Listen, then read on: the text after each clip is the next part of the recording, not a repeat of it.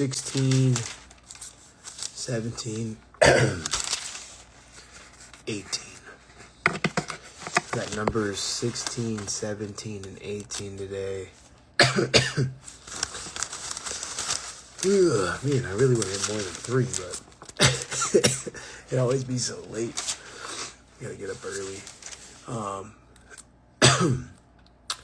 16, 17, and 18 in the book of Numbers. We're gonna do it.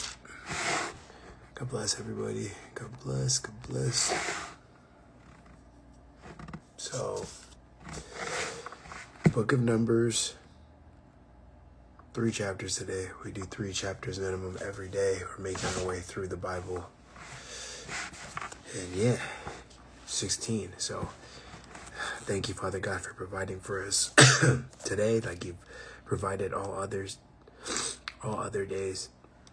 Thank you for always giving us the breath in our lungs, and just the roof over our head, the food for our bellies, the water to quench our thirst. I just pray that you continue to be with us, that you continue to guide me and the rest of them. And I pray that you're with me right now as I explain your word to the best of my ability. I pray that it's not even my ability, that you just have the Holy Spirit come upon me and offer an extra level of discernment and knowledge, an explanation, just to help all those who need to hear. And I pray that those who need to hear most definitely do hear. In Jesus' name, amen. All right.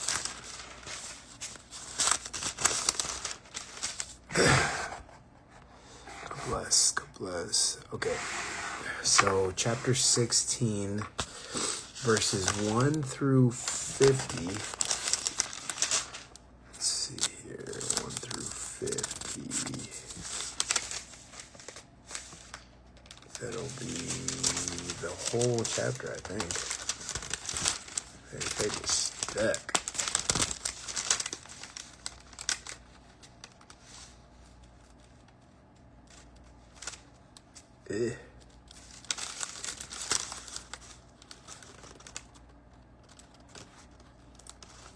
There we go.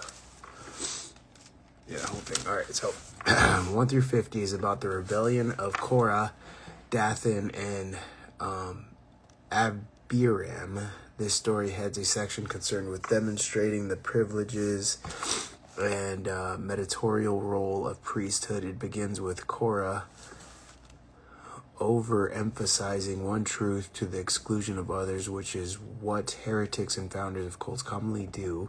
He claims that since all in the congregation are holy, all have access to God. As a result, he and his followers demand that they should have all the privileges of priests to enter God's presence in the tabernacle itself, but God judged them swiftly. And the final episode ends with all the people crying out in fear, "We perish, and everyone who comes near to the tabernacle shall die."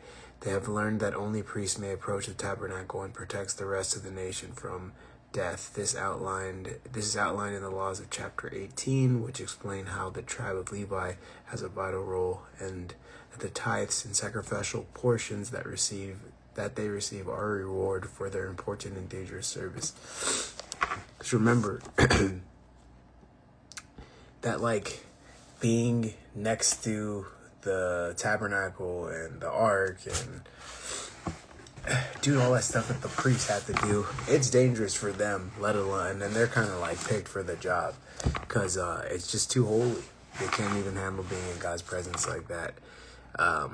And they're the ones picked to do it. So these people are going to be like trying to get up in the mix, saying like, we can do it too.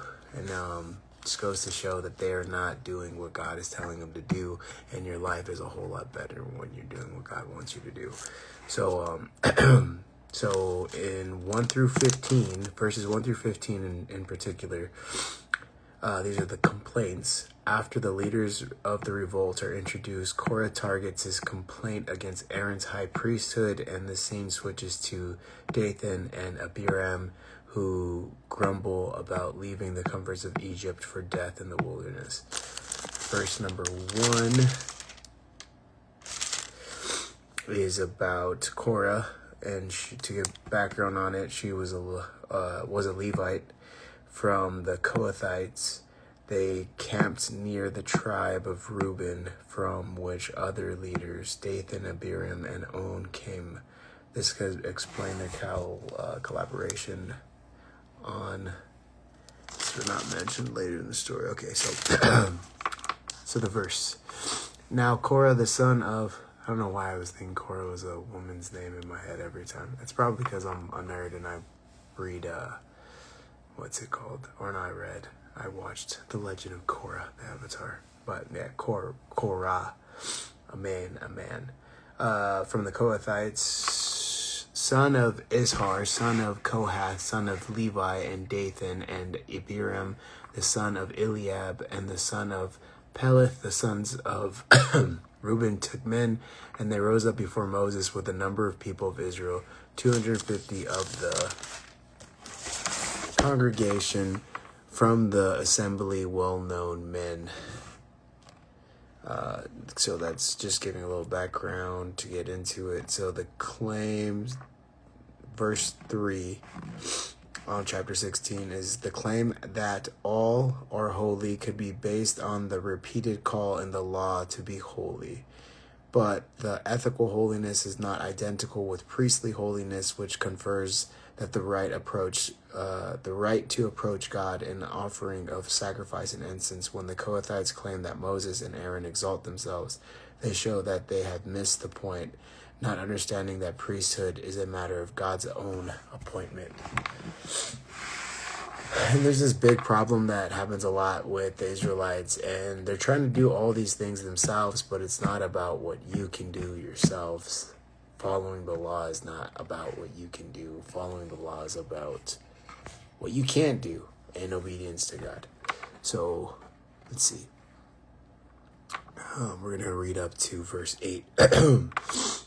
They assembled themselves together against Moses and against Aaron and said to them, "You have gone too far, for all in the congregation are holy, every one of them, and the Lord is among them. Why then do you exalt yourself above the assembly of the Lord?" When Moses heard, he fell on his face, and he said to Korah and all his company, "In the morning the Lord will show who he is and who is holy, and will bring him near to him. The one whom he chooses he will bring near to him. Do this, take censers, Korah and all his company, put fire in them, and put incense on them before the Lord tomorrow, and the man who the Lord chooses shall be the Holy One. You have gone too far, sons of Levi." Just to go into it a little deeper,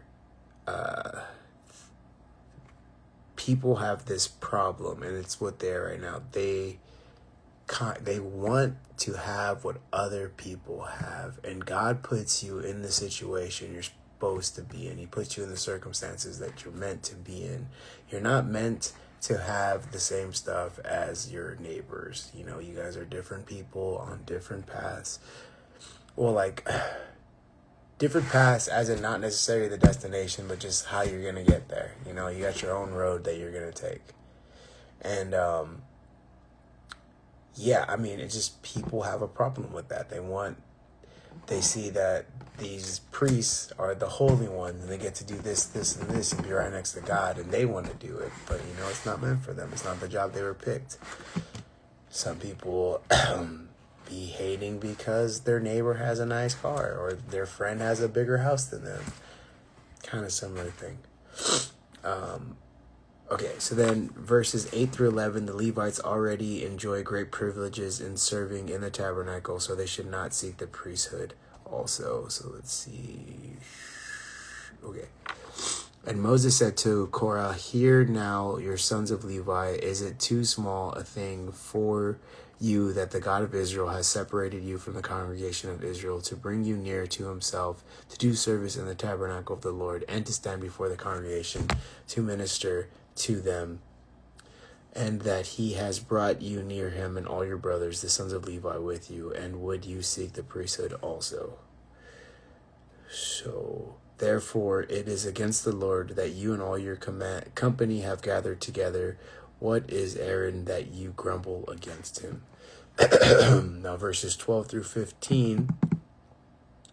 The Reubenite complaint is somewhat different from Korah's. The Reubenites object that dying in the wilderness instead of in Canaan or Egypt, this rebellion against God's will and purpose, akin to that provoked by the spies who died in the plague. The complainers here will perish in even more spectacular fashion. So let's read what happens. And Moses sent to call Dathan and Abiram, the sons of Eliab, and they said, "We will not come up. It is a small thing that you have brought us up out of the land flowing with milk and honey to kill us in the wilderness, that you must also make yourself a prince over us. Moreover, you have not brought us into the land flowing with milk and honey, nor given us inheritance of fields and vineyards. Will you put out the eyes of these men? Will you not come up?" And Moses was very angry and said to the Lord, "Do not respect their offering. I have not taken one donkey from them, and I have not harmed one of them. I have not taken one donkey from them," as Samuel would do later in Samuel 12:3-5. Moses professes that he is innocent of misusing his office for personal gain. And that's something I think that God also does, right? He puts people... You can want to be in a position all you want, and you might not be there because you couldn't handle the position. Sometimes God's protecting you by not giving you something, because if you had it, it wouldn't end well for you. Like Moses, he was the right one for the job. He was the perfect person to pick, and that's why God chose him. Every one of us who God has a plan for us to do a certain thing, we're the best ones for it. We're the most suited for it, for his plan. On paper, we might not look like we are. We might look like there's a bunch of other people that are more qualified for it. But God knows who's the right one for the job, and he's always going to choose the right one for the job. Okay. So verses 16-19, and then also in 35-40, it talks about the death of the Kohathite supporters of Korah. So let's see here. And Moses said to Korah, 2:19, "Be present, you and all your company before the Lord, you and they and Aaron tomorrow, and let every one of you take his censer and put incense on it, and every one of you bring before the Lord his censer, 250 censers, you also and Aaron each his censer." So every man took his censer and put fire in them and laid incense on them and stood at the entrance of the tent meeting with Moses and Aaron. Then Korah assembled all the congregation against them at the entrance of the tent meeting, and the glory of the Lord appeared to all the congregation. So now 20-34 is going to be talking about the death of the ringleaders and their families, and the earth opened up its mouth and swallowed them up. God executes swift judgment on those who thought they could assume the privileges of the priesthood themselves. Okay, let's read it. Actually, I'll stop right there. So, and the Lord spoke to Moses and Aaron, saying, Separate yourself from among the congregation, that I may consume them in a moment. And they fell on their face and said, "O God, the God of spirits of all flesh, shall one man sin, and will you be angry with all the congregation?" And the Lord spoke to Moses, saying, "Say to the congregation, get away from the dwelling of Korah, Dathan, and Abiram." Get away from the dwelling of Korah, Dathan, and Abiram. The ominous warning built suspense among the entire people of Israel, and especially among these three men and their families. God is preparing to punish them and affirm the leadership of Moses in a public way. So let's go. We can continue to go to 34, but I'm going to stop at 33 to read something else out. Okay. Then Moses rose and went to Dathan and Abiram, and the elders of Israel followed them. And he spoke to the congregation, saying, "Depart, please, from the tents of these wicked men, and touch nothing of theirs, lest you be swept away with all their sins." So they got away from the dwelling of Korah, Dathan, and Abiram. And Dathan and Abiram came out and stood at the door of their tents together with their wives, their sons, and their little ones. And Moses said, hereby you shall know that the Lord has sent me to do all these works, and that it has not been of my own accord, if these men die as all men die, or if they are visited by the fate of all mankind, and the Lord has not sent me. But the Lord creates something new, and the ground opens its mouth and swallows them up with all that belongs to them, and they go down alive into Sheol. Then you shall know that these men have despised the Lord. So Sheol is the idea that we have in our head, that most people have in their head of hell, isn't very biblically accurate. It's based off of this poem called Dante's Inferno. But Sheol is kind of like this afterlife that Israel believed in. So it's like a place you go to sleep and be dead and wait for judgment. So that's where he's saying that the earth swallowed him up and is going to take him there. So, and as soon as he had finished speaking all these words, the ground under them split apart, and the earth opened its mouth and swallowed them up, and their households, and all the people who belonged to Korah and all their goods. So they and all that belonged to them went down alive into Sheol, and the earth closed over them, and they perished from the midst of the assembly. And all Israel who were around them fled at their city, and they said, lest the earth swallows us up. And the fire came out from the Lord and consumed the 250 offering the incense. So 35. So the judgment from God was swift and absolute, in the form which the judgment occurred also may have been a symbolic hint of their future condition away from the presence of Lord. And then that was 33. 35, the one that I just read. And fire came out from the Lord and consumed the 250 men offering incense.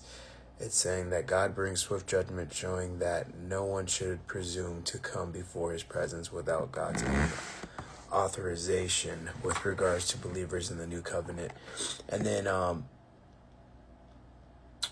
so like God does this thing where he holds people to a higher, yes, Sheol is Hades. It's this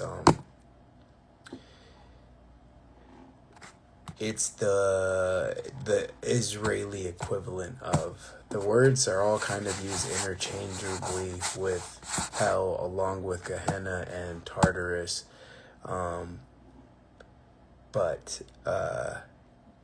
It's just like this holding place of people's spirits when they pass.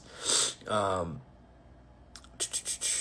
was I gonna say? Oh yeah, so God holds people to a kind of like a higher standard if they are in a position of kind of leadership, including if you are the one who is kind of purposely leading people away from God, or in a bad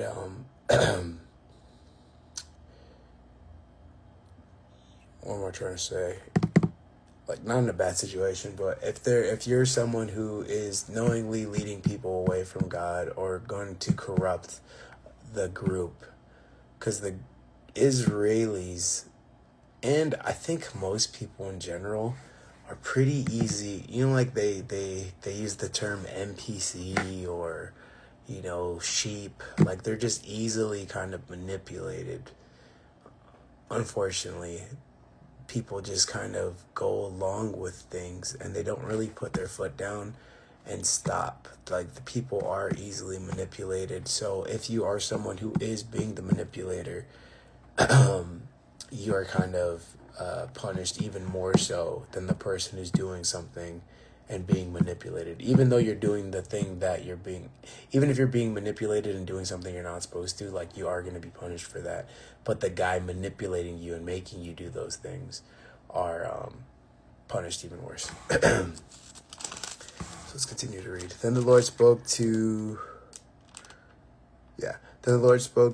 Moses, saying, tell Eleazar the son of Aaron the priest to take the censers out of the blaze Then scatter the fire far and wide, for they have become holy. As for the censers of these men who have sinned at the cost of their lives, let them be made into hammered plates as a covering for the altar, for they offered them before the Lord, and they became holy. Thus they shall be a sign to the people of Israel. Then we're going to read 39 to 40 right now, and it's going to be talking about a covering for the altar. Is also mentioned in Exodus, and this new one may have replaced or been put on top of the old one. It is to serve as a reminder that no outsider should draw near to burn incense. That's one way to let people know that you're not supposed to be there, right? If I showed up somewhere and I even thought about doing something that I knew was going to get me killed, or so let's just say there's a fence, right? And the fence is electrocuted, and I know it's gonna electrocute me. But then when I get there, I should not be thinking I want to touch the fence. But when I get there, if there's the last guy who touched the fence, shoes still right there, just kind of smoking, definitely not gonna touch the fence anymore. Great deterrent. But let's read it.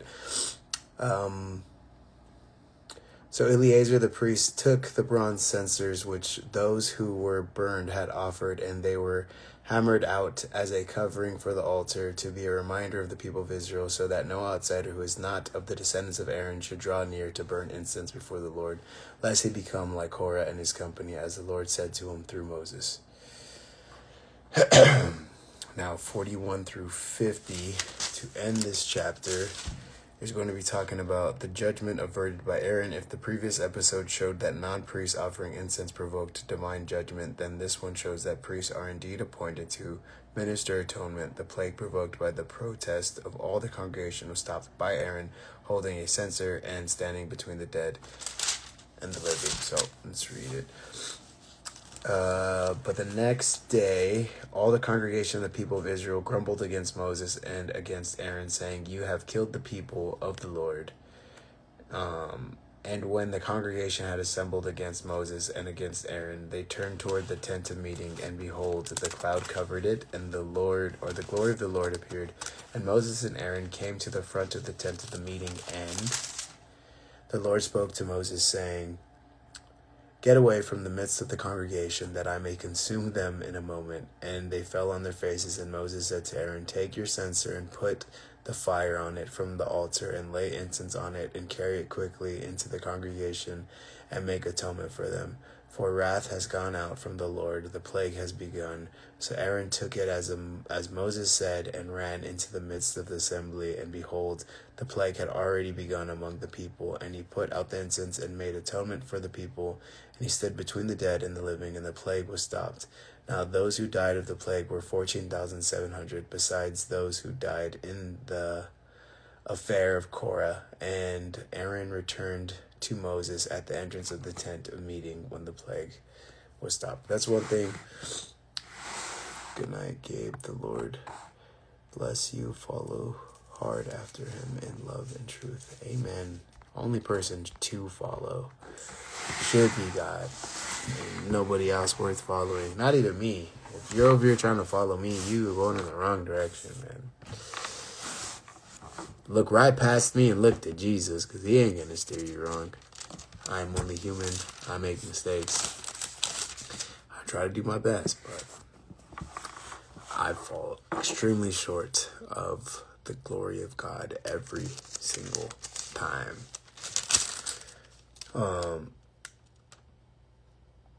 So again, the plague provoked by the protest of all the congregation was stopped by Aaron holding a censer between. So Aaron stops the plague that's going on all these people that were going against God. And, you know what it reminds me of? God be shutting things down and getting rid of all the people that are going to turn his kids, right? The Israelites away. Kind of like how if you had a son or daughter and they were hanging out with a bad crowd, you would just be like, yeah, you can't hang out with them anymore. And he would you would get rid of them. you wouldn't send a plague on those people because, like, you're not God. But,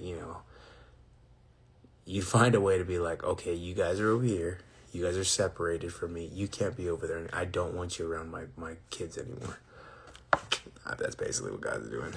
Okay, now chapter 17 and then 18. 17 is extremely short. 18 a little longer. But yeah, let's finish these last two.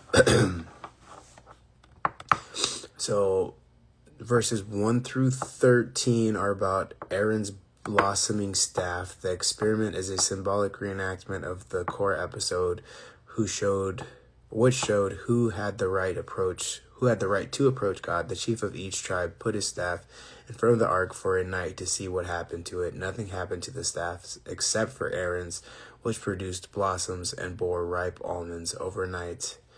Hence, miraculously, it may be that flowering almonds are significant, that their white blossoms symbolize purity, holiness, and God himself, which are all associated with the priesthood. So let's check it out. We're going to stop and go over something in 6, 12, and 13. Okay. The Lord spoke to Moses, saying, "Speak to the people of Israel and get from them staffs, one for each father's house, from all their chiefs, and according to their father's house, 12 staffs. Write each man's name on his staff, and write Aaron's name on the staff of Levi. For there shall be one staff for the head of each father's house. Then you shall deposit them in the tent of meeting before the testimony where I meet with you, and the staff of the man whom I chose shall sprout. Thus I will make to cease from me the grumblings of the people of Israel, which they grumble against you." Moses spoke to the people of Israel, and all their chiefs gave him staffs, one for each chief according to their father's house, 12 staffs, and the staff of Aaron was among their staffs. The 12 staffs probably do not include Aaron's. There are 12 secular tribes in chapters 1 and 7, so Aaron's staff brings the number up to 13. One for each according to their father's house, 12 staffs, and the staff of Aaron was among theirs. So it was 12 staffs plus Aaron's one staff. And Moses deposited the staffs before the Lord in the tent of testimony. Then we'll read 10, 12, and 13. Okay. On the next day, Moses went into the tent of the testimony. Behold, the staff of Aaron for the house of Levi had sprouted and put forth buds and produced blossoms and bore it ripe almonds. Then Moses brought out all the staffs before the Lord to all the people of Israel, and they looked, and each man took his staff. And the Lord said to Moses, "Put back the staff of Aaron before the testimony, to be kept as a sign for the rebels, that you may make an end of their grumbling against me, lest they die." The miraculous staff was kept in the ark, which seems to be what before the testimony is meant by a sign and a warning. That's something with these people, though. You would think, because they saw the sea part, they saw a stone some rocks produce water. They're seeing manna be made right in front of their eyes, and even then they don't believe. So even with this staff being like with the flowers blossom from it, and Aaron's being picked for it, and being a symbol and a sign that the lineage that comes from Aaron is the people that should be next to the covenant doing the priestly duties, they're probably still going to be haters, because haters just be hating. So now 12 through 13. The miracle of Aaron's staff seems to have finally convinced the people about the status of the priest, and prepares the way for a statement of priestly tribes' right and privileges. The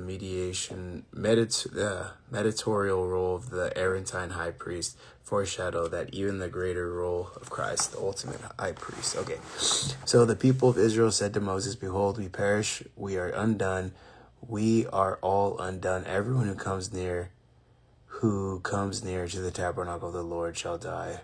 Are we all to perish?" The miracle Aaron's staff, whose staff finally.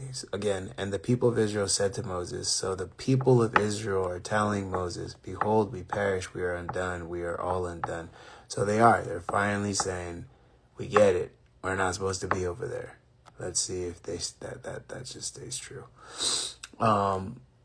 Duties of priests and Levites. So the Lord said to Aaron, I'll read what it says first. So this chapter is about the preceding events have demonstrated the necessity of properly appointed mediators between God and Israel. If the nation's sins are not to lead to her destruction, the chapter sums up the duties of the priests and Levites and lays down the rewards that they are to receive for their service. Aaron's special status is underlined by God speaking directly to him. Usually in Numbers, God speaks to Moses, who then passes his instructions to the appropriate people. But in this particular time, God is speaking to Aaron. 1-7 goes over guard duties in and around the tabernacle. In general, the priests, as the descendants of Aaron, must guard the interior of the tabernacle, and the Levites must guard and its exterior. This is to prevent intrusion by an outsider who is to be executed if caught. If a Levite trespasses into the area guarded by the priest, both Levite and priest will die. These rigorous measures are designed that there may never again be wrath on the people of Israel. In the future, the risk of the divine judgment is limited to the priests and the Levites who bear iniquity connected with your priesthood. So, 1-7, which is right there.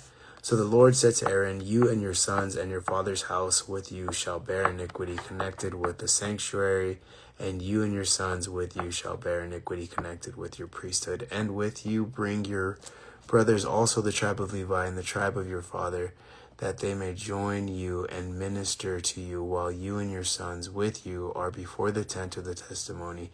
They shall keep guard over you and over the whole tent, but shall not come near to the vessels of the sanctuary or to the altar, lest you shall die.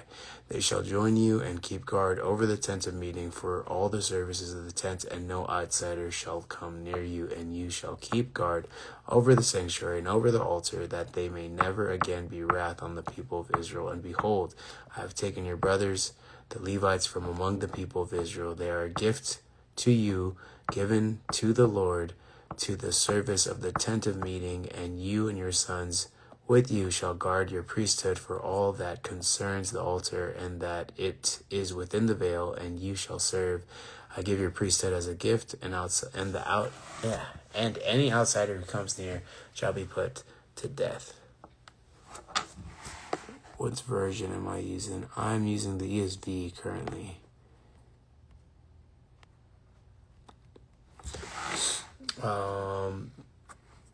So in verses 8-20,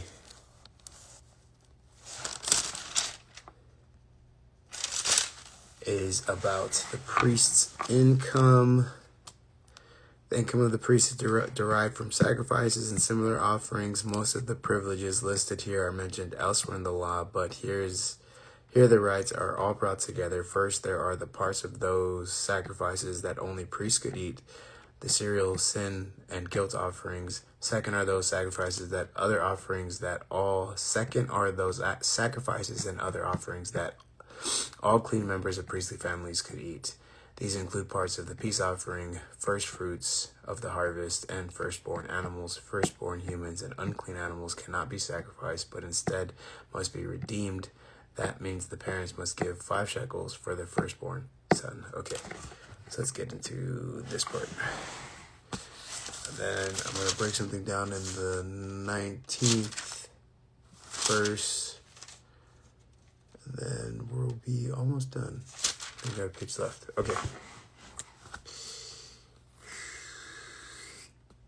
Where are we at? 8. Okay. Then the Lord spoke to Aaron, behold, I have given you charge of the contributions made to me, all the consecrated things of the people of Israel. I have given them to you as a portion, and to your sons as perpetual due. This shall be yours. Of the most holy things reserved from the fire, every offering of theirs, every grain offering of theirs, and every sin offering of theirs, and every guilt offering of theirs, which they render to me, shall be most holy to you and to your sons. In a most holy place you shall eat it. Every male may eat it. It is holy to you. This is also yours, the contribution of their gift, all their wave offerings of the people of Israel. I have given them to you and to your sons and daughters with you as a perpetual due. Everyone who is clean in your house may eat it.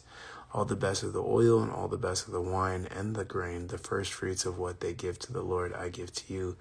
The first ripe fruits of all that is in their land, which they bring to the Lord, shall be yours. Everyone who is clean in your house may eat it. Every devoted thing in Israel shall be yours. Everything that opens the womb of all the flesh, whether man or beast, which they offer to the Lord, shall be yours. Nevertheless, the firstborn of the man you shall redeem, and the firstborn of the unclean animals you shall redeem, and the redemption price at the month old you shall redeem them, and shall fix at 5 shekels of silver, according to the shekel of the sanctuary, which is in 20 gerahs. But the firstborn of a cow, or the firstborn of a sheep, or the firstborn of a goat, you shall not redeem. They are holy. You shall sprinkle their blood on the altar, and you shall burn their fat as a food offering with a pleasing aroma to the Lord. But their flesh shall be as yours, as the breast that is waved, and as the right thigh are yours. All the holy contributions that the people of Israel present to the Lord, I give to you and to your sons and daughters with you as a perpetual due. It is a covenant of the salt forever before the Lord, for you and for your offspring with you. So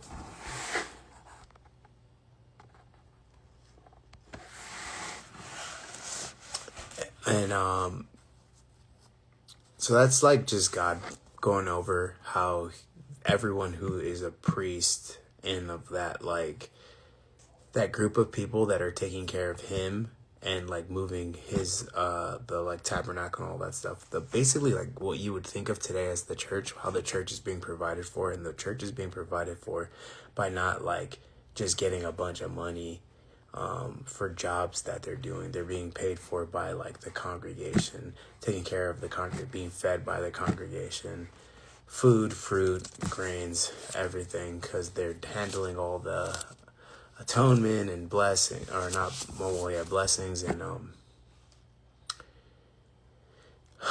they're getting rid of the sin and all that stuff. So they're kind of taken care of by God for that, by being able to eat part of those offerings, except for a few, which are just completely burnt up. So 21 through 24, the Levites' income. The income of the Levites come from the tithe given. So yeah, tithes given by other tribes. It is their reward by transporting the tabernacle, their service, the tent of the meeting. Yeah, so just going into it more. So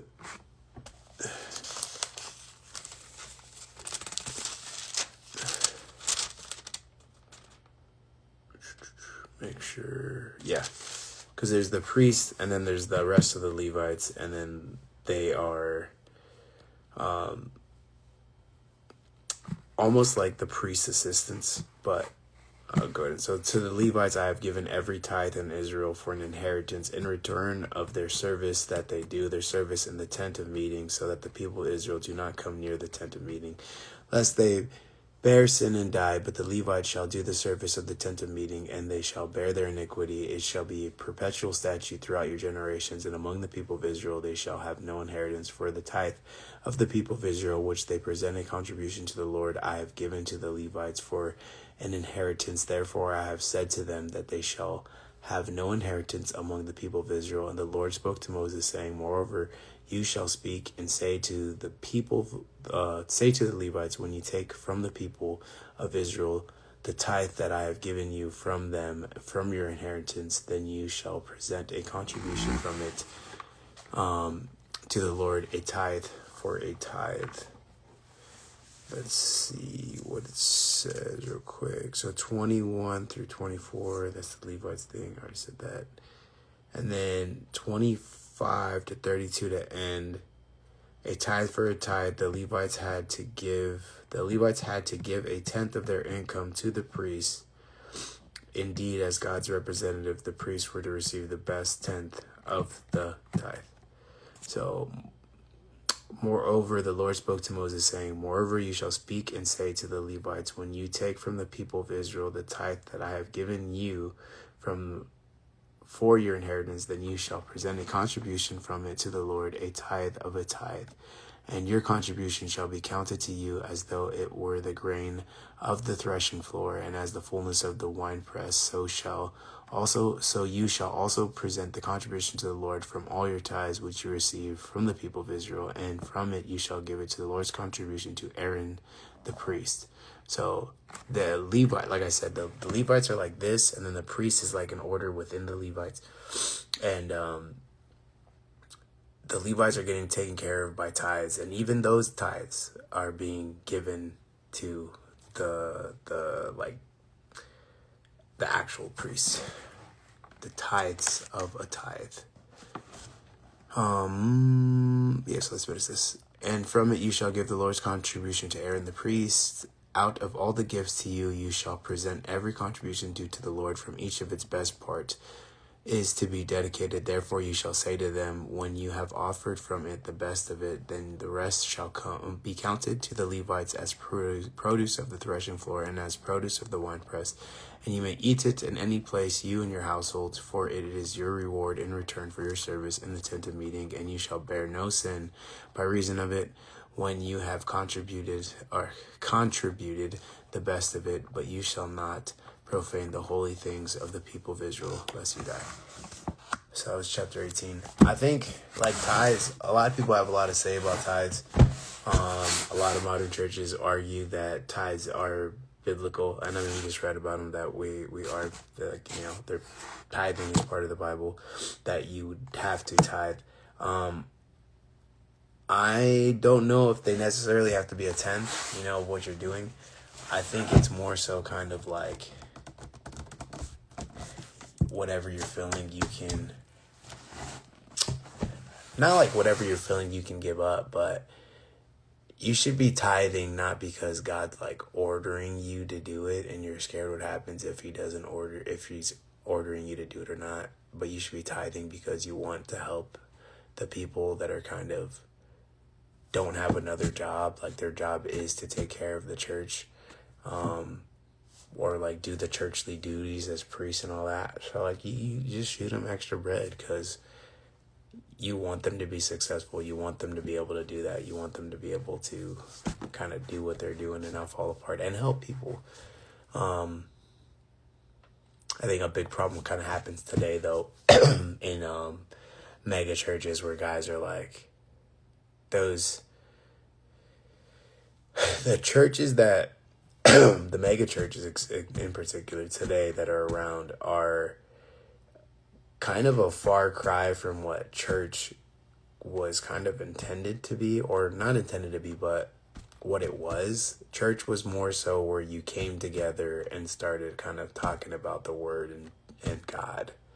And it has now become this place that you go to on Sunday to sing some songs, get a pep talk, and then sing some more songs, and then you just give them a tenth of your money, and then you go on your way. It makes you feel good about yourself, makes them feel good about themselves, and not only that, like makes them feel good about themselves. Some pastors are like bringing it in big time. There's guys that are so wealthy, and then they'll be like, God wanted me to have this Rolex. God wanted me to have this Porsche.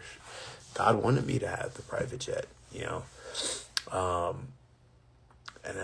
I mean, I understand if you are doing something and you're running a business, and that's the problem. I think that these churches that people go on Sunday, a lot of them are they're businesses. They're businesses more than anything, especially when the church is giving back with food banks and other services. I've seen corrupted churches focus solely on generating revenue rather than trying to serve God. Yeah, no, 100%. There's a lot of churches that kind of forget that servitude, right? Like Jesus came here to serve. We should all be serving each other. Like that's the main thing. So when you're coming here and like I saw this, I don't know if it's true or not, but I was, because it's the internet, so who knows. But it was this post, and it was explaining how this lady, or it was a TikTok video, she was explaining how She was calling local congregations and saying that she has nowhere to sleep and she has her family or something like that. And like, she was just asking for help, and you have a church. Like, even if my church had $0 in it, if I had an actual, like a place to offer that family to stay, if they're like, I have nowhere to go, I'd be like, look, I'm going to try to do all that I can to make sure that you get some kind of assistance with housing. I don't have access to any of that, but I do have a place for you to lay your head down. So just, come in, we'll make a bed on the bench right here, and you just, lay down, and your family will be okay here for the night, and then I'd be ringing up the phone trying to get them in touch with whatever kind of, because there's a lot of what's the word I'm looking for? Not organizations, but there's a lot of programs that are out there to help people in need, and they don't even know about it. So, that's all I would do. I'd be like, look here, just sleep here for the night. I'm going to do everything I can to make sure that I get you in contact with these people and these programs to make sure that you get on your feet. But, like, instead of that, they were just telling the girl straight up, like, we can't help you, But it's like, do you have a church? You can help someone who's homeless. You can let them sleep in your church. Like, is it an ideal situation? None of this is ideal, Of course, like, I'd rather be able to get them a hotel room, but, like, if you have no money at all, but you have a church, you got a roof, you got a place for them to sleep, that is a lot that they don't have. Who is the one older pastor who said that they made it, the jet so cheap he couldn't help but buy it? I don't know the name off the top of my head, but that story rings pretty. It was like something about like it's cheaper for him to just have the private jet than be able to, because he flies so much, so it's cheaper for him to just do that. And maybe that is true. I don't know, but if it is true, then he is talking a whole lot, and he's taking a whole bunch of flights, because if it's cheaper for you to have your own jet than to just catch on. And then he's probably, flying like first class places, if not, because for it to be cheaper for you to have your own private jet than fly economy places, that seems a little far-fetched, but, I don't know all the details, so I don't know. But yeah, no, a lot of places would be like, you need a tithe, you need a tithe, you need a tithe. And I'm all for people tithing. I tithe. I try to give more than a tenth of what I do.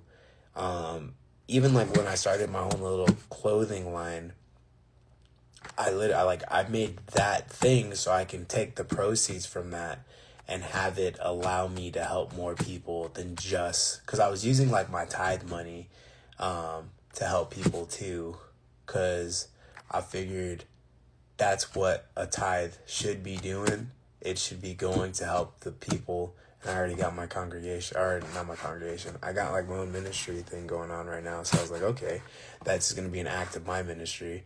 But my congregation ain't super huge, so I'm just going to use my money. I'm a tithe for myself. So I use my money to go help people as much as I can.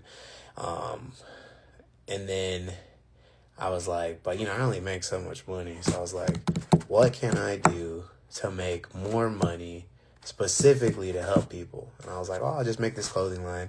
It's got Jesus' name on it, or, God's name on it. The oldest way that we have it, like, kind of written and known to man. And then now I'm selling a product, because it's hard to ask for, in my opinion, or not even my opinion, in my own life, what I've witnessed, my anecdotal evidence, right, is that asking for donations is kind of like a hard thing to do.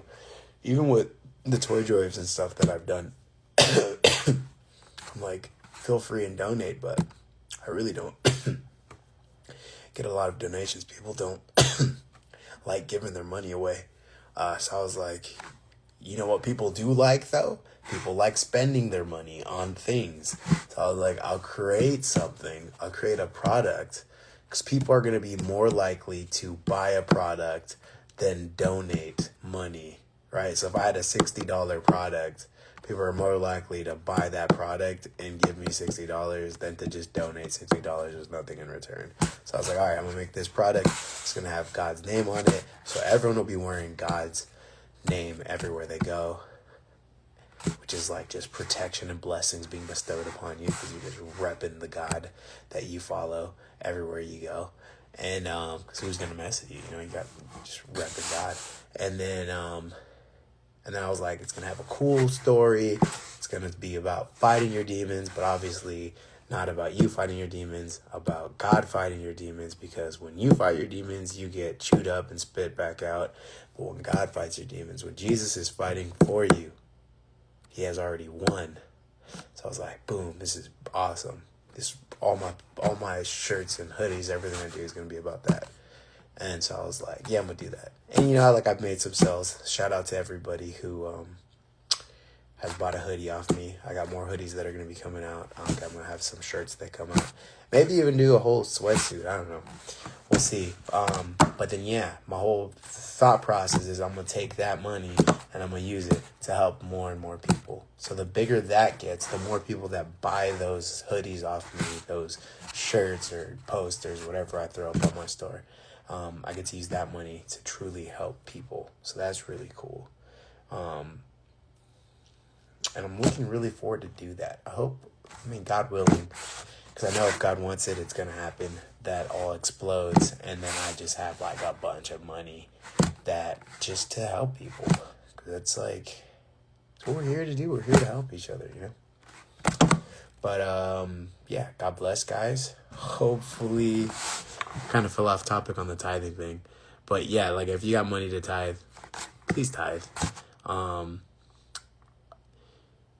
Tithing is kind of this weird thing, like taxes though. And like you go to tax because you give them, you know, the government wants their money. And then they be using it for things that like kind of don't agree upon and stuff like that. So make sure. Some churches, unfortunately, are not as good as the other ones. There's a lot of good churches out there that do a lot of good work, so don't get me wrong. But if you are going to be tithing, make sure that it's going to a place that is using the money properly, I would say. And then as far as being stuck to a 10% or more, like if you can give more than 10%, give more than 10%. Give whatever God is making you feel like you need to give. If you're convicted to give more, you know. Give what you can, help who you can. And it's more so than just monetary stuff, right? You know, you could donate time. You can, donate product, whatever you got that you can give it to the church to help people. Be the church and help people. But yeah, God bless everybody. Praying that you guys all have a wonderful night. What is it? Thursday night. One more day left, the week. Get through tomorrow strong. Enjoy your weekend. Don't forget to take it easy because you need the Sabbath. It's good for us. But yeah, God bless everybody. And I will catch you tomorrow with another 2 chapters. 3 chapters tomorrow. God bless.